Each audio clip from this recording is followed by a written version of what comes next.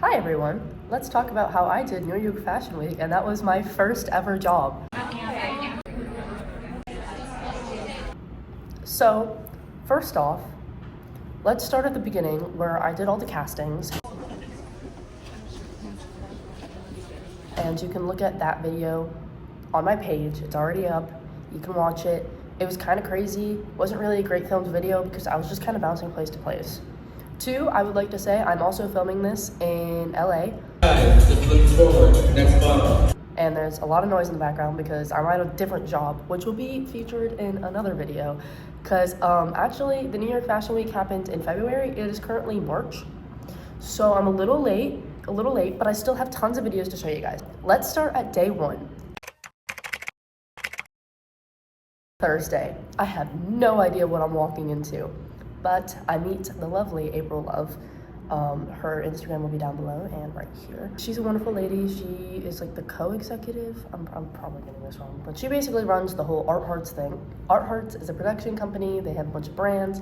Get thrown in with Samuel Gartner. I'm wearing this wonderful dress. So did pretty good for myself. First night, I really didn't know what to do.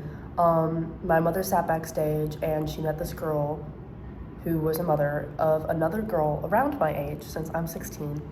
And this girl's 17 and she was wonderful, loved talking to them. And we both did the same show. It was pretty awkward in the beginning because obviously we didn't know each other well. But the next day, we hit it off great.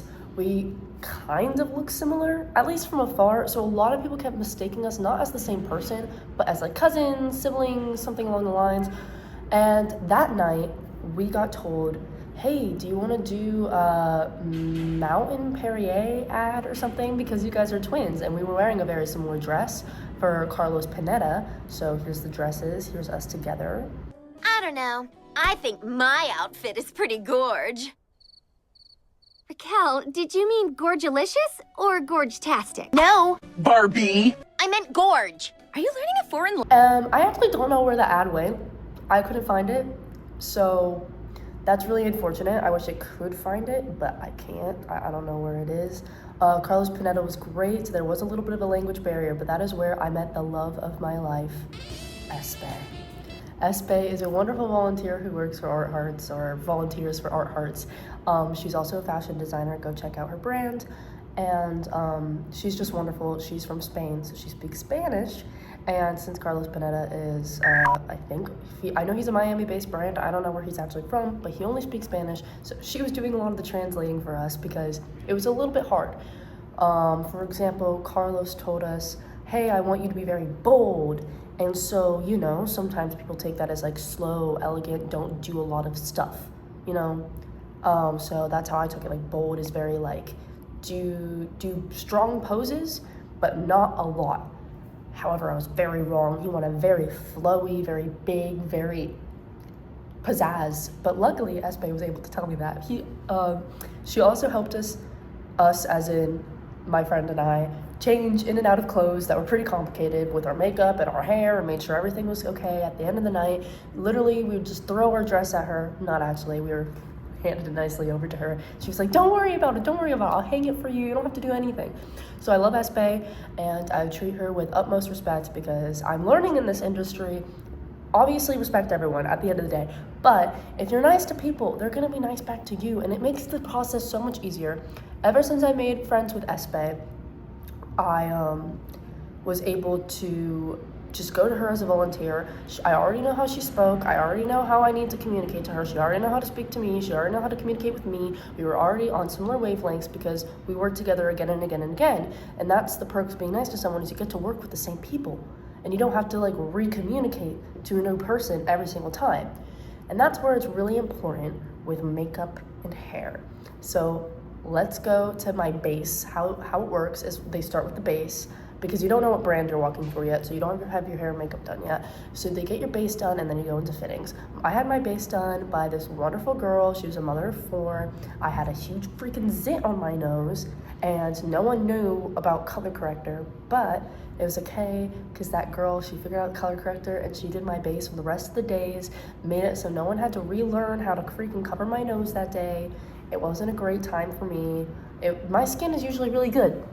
I don't have any filters on right now. Here's my skin. Normally no problems. Of course, New York Fashion Week is whenever I have my problems. But it was okay at the end of the day. Got the girl.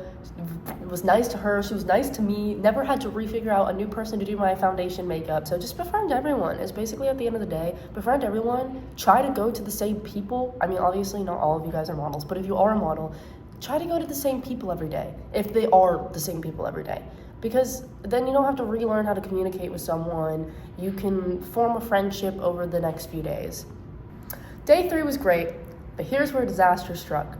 So this was for London School of Trends, and this has nothing to do with them. Fashion for Runway has to be sewn fast. Sometimes it's not always sewn fast, but sometimes there's just problems that they can't catch until they're there, since they're doing the fittings there majority of the time, and we're, at the end of the day, just like selected models, and they don't really know too much about us, and we don't know what brands we're getting, they don't know what models they're getting, so they never know what's gonna happen. There was this gorgeous orange dress that I was eyeing before I even knew I was walking for this brand, and I was like, oh my god, that dress is gorgeous. I walk up because I got told that I was doing that brand. So I walk up and the guy just hands it to me. Fate, beautiful fate. Until I put the dress on and I'm realizing that like if I breathe, like it gets a little looser. But I don't know why that's happening. So I just go with it. They say the dress fits fine, so I take it off and I go and get my hair and makeup done for the brands that I was going to be working for. I go back, I put the dress on, I breathe. Espe says, the zipper is falling down. So my first thought is that, did they sew this dress too small? And normally whenever a zipper is going down, you think, oh, you're too big for a dress or you're too big for an outfit. So I'm sitting here like, what is happening? And so then we found out that the zipper was just not a good zipper. Like the zipper was just a malfunction zipper. So it was actually nothing to do with the size of the dress. The dress was sewn perfectly. It fit me perfectly.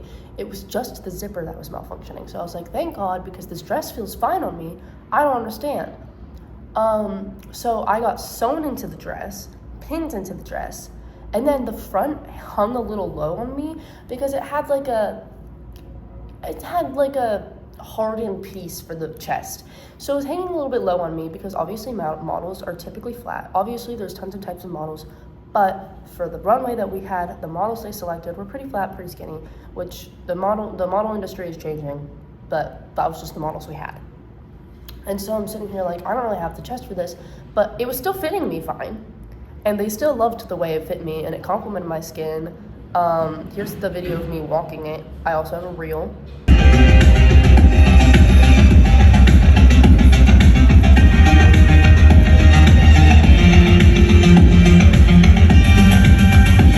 So I walk the show, and I walk around before we get onto the show, and I'm realizing I'm gonna need to tape this. So I tape the front of the dress, so I know that's gonna stay on, and I'm just sitting here like, I don't wanna have an Adriana Lima moment.